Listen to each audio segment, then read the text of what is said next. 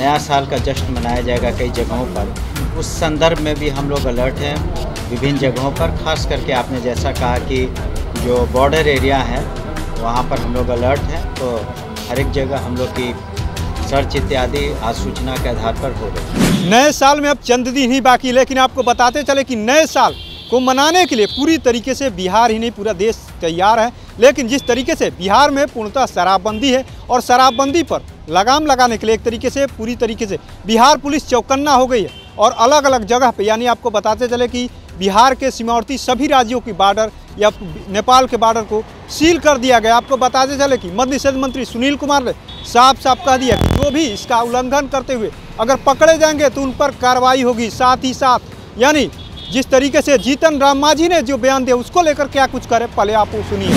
आप सभी को नमस्कार।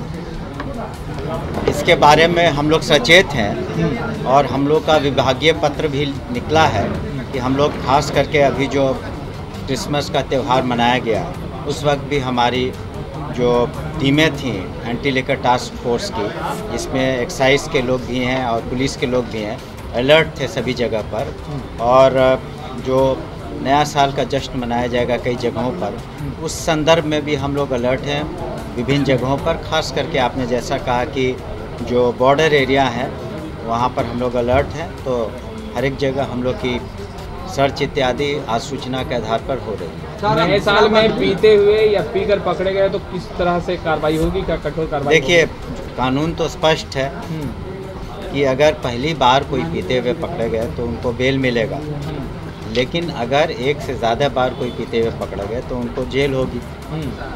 और जो अगर किसी के पास अवैध शराब या किसी तरह का ड्रग्स इत्यादि मिलता है तो उनकी गिरफ्तारी होती है नॉन बेलेबल सेक्शन में और उनको न्यायिक हिरासत में सारित किया जाता है। सेहत के लिए शराब जरूरी है, जीतन राम मांझी बोले। गुजरात की तौर पर बिहार में भी शराबबंदी और यही बात आप सुधाकर सिंह भी दोहरा रहे हैं। देखिए, जिनको सुर्खियों में रहना वो इस तरह का बयान दे सकते हैं, लेकिन कानून सबके लिए बराबर है। कोई भी व्यक्ति अगर कानून का उल्लंघन करेगा, शराबबंदी कानून का की आप बात कर रहे हैं, तो उन पर कार्रवाई होगी। तो इस तरह का बयानबाजी करना तो सभी कर सकते हैं, लेकिन सच्चाई ये है जो लोग बयानबाजी कर रहे हैं, जिनका आप नाम ले रहे हैं, तो उन्होंने ना इसके पक्ष में बयान दिया था और पक्ष में वोट दिया था असेंबली में। दोनों सदनों में एक भी वोट जो है पूर्ण शराबबंदी के विरुद्ध नहीं पड़ा और आदरणीय जीतन राम मांझी जी ने भी शराबबंदी के पक्ष में वोट दिया था। सुधाकर सिंह भी कह रहे हैं शराबबंदी बिहार में है ही नहीं। तो देखिए, इस तरह का अनर्गल बयान देना उनके लिए हो सकता है लोग बोलें, लेकिन ये सच्चाई है कि हम लोग पुलिस विभाग, एक्साइज विभाग कार्रवाई करता है, लेकिन समाज में कुछ लोग गलत होते हैं, ये भी सच है। अगर ऐसा नहीं होता तो बहुत लोग गिरफ्तार नहीं होते।